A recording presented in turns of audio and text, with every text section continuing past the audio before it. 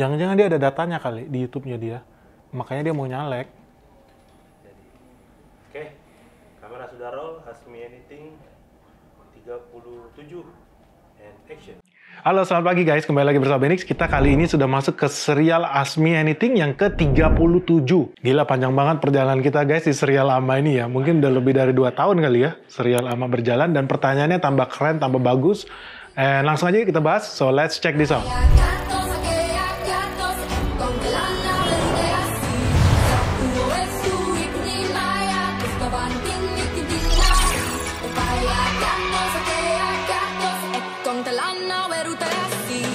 Oke, pertanyaan pertama dari Berkas. Terima kasih Om Ben dan Pak Rohmat telah membantu saya menemukan saham bagel pertama saya. Kebetulan saya memiliki ketertarikan soal sehingga cukup berani invest di usaha yang saya pahami. Nah itulah guys, betapa mudahnya dan indahnya berinvestasi ya, bukan jadi trader kayak orang bego. Kenapa? Karena kalau kita bangun pola pikir investasi kita seperti orang zaman dulu, orang zaman dulu tuh nggak pakai ribet. Kalau dia mau investasi beli apa? Mungkin beli tanah, beli emas, beli rumah. Mereka nggak lihat candlestick guys, buat beli rumah. Oh ini membentuk chart Bollinger, MA10 berapa, MA20 berapa, ribet banget. Hoax lagi, udah ribet hoax, nggak penting. Jadi apa? Kalau kita belajar dari orang zaman dulu, misalkan dia investasi apa? Ambil contoh lah, tadi ada tanah, rumah. Misalkan rumah lah. Ketika lu mau beli rumah, lu mau investasi dalam bentuk rumah, lu akan cek developernya siapa, lokasinya di mana, material bangunnya seperti apa, jalannya nanti apa ya, paving block, tanah, aspal, nanti di belakang jauh nggak ya ke tol, rencana tol tahun depan seperti apa ya, 5 tahun lagi akan ada kereta cepat atau apa ya. Jadi itu semua hal yang berhubungan dengan apa? Fundamental. Nah, lu sebelum beli rumah, ketika kemudian rumahnya berada persis di sebelah Bantar Gebang, apa lu masih mau beli rumah itu? Untuk lu berinvestasi, ya Pak, soalnya 20 tahun lagi, ini Bantar Gebang udah nggak ada lagi nih Pak. Jadi saya mau beli. Nggak ada bro, yang ada 20 tahun lagi Bantar Gebang bertambah besar, rumah lu kelelep sama sampah. Jadi agak pinter kalau mikir. Ada orang juga bilang, Pak, saya mau investasi, beli rumah. Di mana lu mau bangun? Ya, saya mau bangunnya di daerah Pawang, Pak. Itu dekat Lampung, di pasir, bagus, view-nya enak. Ya, nanti lu kena tsunami hilang itu rumah. Kenapa investasi lu perlu untuk lihat dan cek? Dan gue selalu kasih contoh seperti beli rumah, supaya lu gampang nangkepnya. Jangan lu beli investasi itu seperti orang mendirikan rumah di atas pasir. Ini ada pepatah. Itu konyol. Bikin rumah pondasinya pasir. Ya udah, tenggelam. Ya udah, hilang. Kalau lu bangun rumah, pondasi investasi lu seperti lu bangun rumah, pondasinya lu akan cek harus batu kali yang bagus bahkan. Jangan beli rumah yang didirikan di atas pasir. Nah, ini seperti orang-orang yang berinvestasi padahal trader tidak tahu fundamentalnya, tidak tahu kondisinya seperti apa, tapi dia nekat all in, kasih duitnya, terus boncos. Kenapa? Karena pondasi dari bangunan rumah investasi yang dia bangun untuk hari tuanya itu lemah. Jadi teman-teman sekali lagi selalu pakai mindset investor. Nggak peduli ya, lu mau investasi di bidang yang berhubungan dengan apa ya? Tadi gue bilang, emasnya kah? Atau rumahnya kah? Atau apartemen? Atau saham sekalipun? You have to check. Ingat, filosofi saham yang udah pernah kita ajarkan. Filosofi saham Peter mengajarkan apa? Behind every stock, there is a company. You should find out what it's doing. Jadi, bukan togel-togel nggak jelas, bukan rumus-rumus palsu, bullshit semua. Lu harus cek fundamentalnya. Investasi saham, investasi rumah, sama. Cek lokasinya, cek lingkungannya, cek materialnya, cek developernya, siapa yang bangun, historicalnya, selesai. Ketika kemudian lu beli rumah, gue yakin tau lah, lu beli rumah atau apartemen, developernya cap kaki 5 ya, itu akhirnya nyungsep jadi hutan beton di sana, timur Jakarta, lu udah tahu apa yang gue maksud. Ya lu harus sudah siap-siap nyungsep, karena lu tidak mengecek. Ada genetika itu. Ketika lu beli, lu harus cek. Nah, selamat ya buat teman-teman yang udah cuan ya. Gue harap lu cuan karena lu melakukan riset. Sekali lagi gue bilang, siapapun yang lu lihat, berita apapun yang lu lihat di media sosial, media online, koran, lu harus selalu cek. Harus selalu berpikir kritis. Termasuk ketika lu denger kata Benix. Jangan lu beli saham karena kata Benix, jangan. Lu harus riset dan lu harus cek. So, selamat buat teman-teman yang udah cuan dari saham tangan palsu, dari saham atap minyak bumi, dan lain sebagainya. Ya, itu adalah nasib kalian dan itu selamat buat kalian yang udah berhasil memecahkan kode-kode itu yang lu cuan, udah pasti lah. So, kayak lagi YouTube kita ini dibuat untuk mengedukasi teman-teman. Harapannya semakin banyak orang yang mau jadi investor dan semakin sedikit orang-orang yang mau judi. Kalau ada kelebihan cuan kamu, jangan lupa kamu bersedekah, jangan kirim ke Benix, jangan, lebih baik lu sumbangkan itu kepada yang membutuhkan. Seperti kemarin ada yang kasih kue ke kantor, ada yang ngirim buku, ada yang ngirim hadiah headset, speaker segala macam. Ya thank you ya, tapi sebaiknya jangan. Sebaiknya uangnya lu gunakan buat hal yang bermanfaat buat lu sendiri. Pun kalau lu punya kelebihan, gue sarankan lu sumbangkan itu bagi mereka yang membutuhkan. Itu akan jauh lebih banyak manfaatnya buat mereka. Next. Pertanyaan selanjutnya dari siaran edukasi 3033. Pak Benik, saya sebagai newbie mau bertanya. Bagaimana ya kita bisa lihat kapan waktunya take profit? Dan bagaimana kita tahu suatu emiten akan naik terus harganya, sedangkan Pak Benik sendiri belum take profit, padahal udah untung 700 juta. Mohon pencerahannya Pak Benik. Oke, pertanyaannya bagus ya. Ini kamu harus cek video kita 2 tahun lalu lah. Apa di situ kita bahas tentang yang namanya skenario saham, bahwa ketika gue membeli sebuah saham, gue udah bikin skenarionya. Nah, ini yang membedakan kita investor sama trader. Jadi gue harus tahu apa yang akan terjadi dengan perusahaan ini. Tahun depan, 2 tahun lagi, 5 tahun lagi, that's what we have to know. Jadi makanya kita harus banyak baca, banyak cari tahu, banyak belajar. Itu wajib kalau lo mau jadi investor sukses. Nah, kembali ke kasus gue. Ya gue pribadi, misalkan gue beli saham, misalkan harganya berapa? 200. Dan gue lihat dan gue hitung, dalam 5 tahun dia akan jadi 2.800. Dalam 7 tahun dia akan jadi 5.000. Nah logikanya nih, ketika lu udah tahu itu saham bakal jadi 5.000, apakah ketika harganya naik jadi 3.000 lu akan jual? Saya rasa tidak. Karena lu udah tahu dia akan jadi 5.000. Dengan prekondisi syarat-syarat yang lu udah buat dalam skenario saham lu. Makanya banyak orang bilang Benik sini dukun saham. Karena bisa tahu ini saham bakal turun ke gocap atau naik ke 6.000. Sebenarnya enggak. Sebenarnya itu semua bisa kita kalkulasikan. Nah, apa kewajiban kita sebagai investor adalah mengecek perjalanan emiten itu sesuai dengan timeline yang kita udah buat. Bahwa apa? Mindsetnya adalah perusahaan itu ada di bursa efek untuk memperkaya kita. Emiten itu fungsinya untuk memperkaya kita. Jadi, apa yang lo harus cek adalah lo cek perjalanannya. Oke, gue beli saham tadi harganya berapa? 200. Setelah 5 tahun mau jadi 2.000. Setelah 10 tahun mau jadi 20.000. Tapi ada syaratnya. Oh, dia harus punya nasabah 2 kali lipat lebih banyak. Oh, dia harus punya user 10 kali lipat lebih banyak. Gue suka kasih contoh misalkan saham Bank BCA.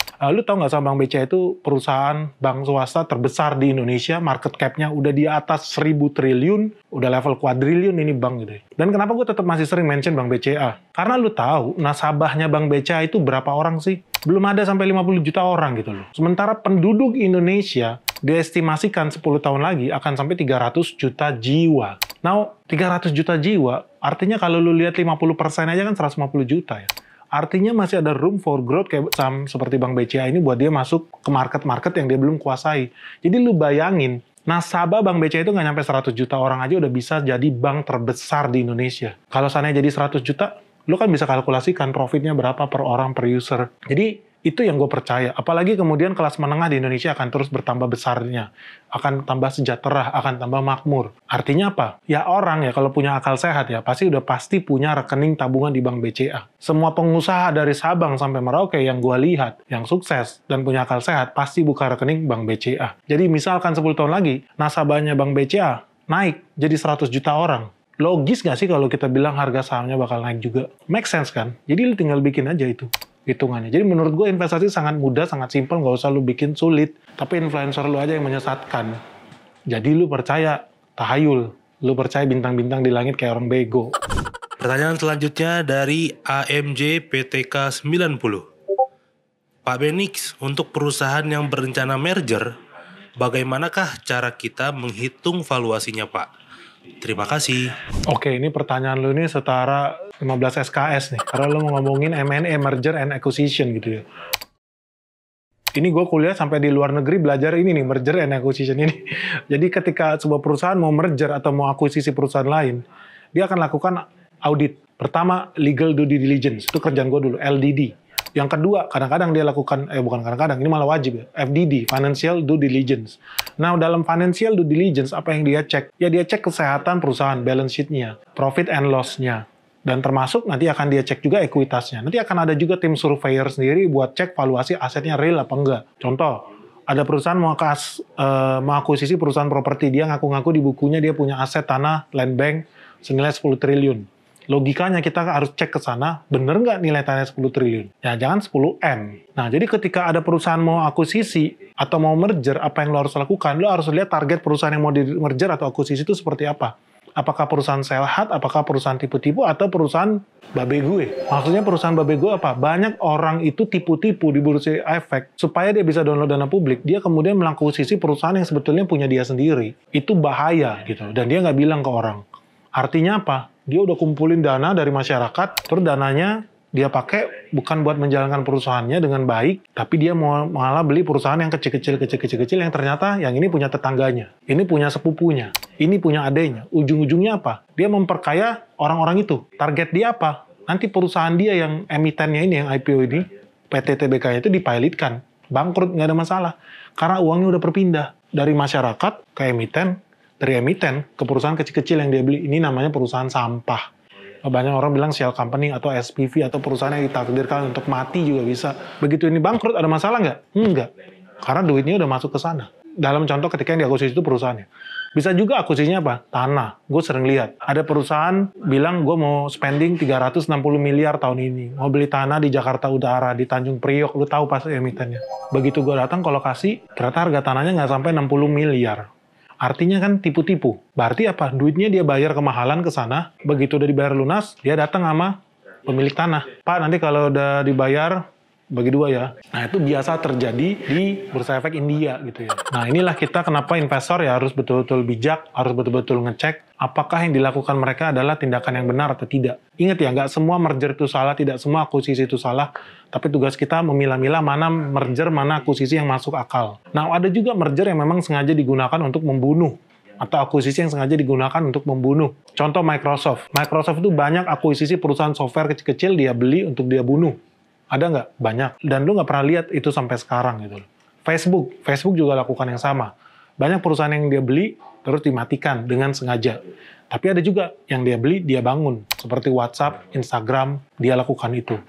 Jadi ini yang harus kita lakukan ketika dia lakukan merger atau akuisisi yang strategik. Menurut gua betul-betul kita harus cek prospek ke depannya seperti apa gitu. Jangan sampai akuisisi yang nggak bermanfaat bagi perusahaan, hanya menguntungkan segelintir orang di barisan jajaran direksi atau jajaran pemegang saham pengendali. Gue secara pribadi senang dengan perusahaan yang suka melakukan merger dan akuisisi. Kenapa? Karena itu cara cepat untuk bisa berekspansi. Contoh, gue mau buka bank di Indonesia. Dibanding gue buka bank dari awal kecil-kecil kan susah ya. Kalau memang ada duit, langsung aja beli, take over. 4 bank sekaligus, 5 bank sekaligus, langsung dapat database nasabah, database orang-orang kaya yang punya duit, tanpa harus bangun brand lu dari kecil. Nah, inilah makanya yang dilakukan oleh orang-orang kaya dari Jepang ketika masuk ke Indonesia, yang WFG, apa yang dia lakukan? Ya, dia punya duit, dia beli. Apakah itu tindakan bijak? Menurut saya iya. Tapi ingat, gak semua perusahaan itu lakukan merger dan akuisisi untuk tindakan yang benar. Banyak juga yang melakukan itu dengan sengaja untuk mengeluarkan dana perusahaan. Dan tugas kita adalah menginvestigasi, mengecek, memverifikasi mana merger dan akuisisi yang bisa masuk akal sehat. By the way, tadi kita udah bahas kan, artinya merger dan akuisisi ini ya bagus, tapi nggak semuanya baik. Jadi memang ada merger dan akuisisi itu aliran setan. Nah, ini bakal kita bahas lebih lanjut di Benix Investor Summit 2023 di Park Hyatt ya, di Park Hyatt di Kebon Siri, Jakarta. Jadi kita bakal bahas secara khusus tentang ini dan bagaimana orang-orang menyiapkan strategi nih untuk nggak masuk jebakan M&A ini dari mafia-mafia LGBT itu. So, lu harus waspada. Kenapa? Karena sebentar lagi 2024, lu harus makin waspada khususnya dengan saham-saham LGBT. That's real. Oke guys, semoga video ini bermanfaat. Buat kamu yang pertanyaannya belum dijawab, jangan putus asa, jangan menyerah. Pertanyaan kamu akan kita bahas di sesi AMA selanjutnya. Langsung aja tulis di kolom komentar di bawah ini. Pertanyaan kamu apa? Sampai ketemu di sesi AMA yang selanjutnya. Oke guys, semoga video ini bermanfaat. Salam sehat, salam cuan, bye-bye.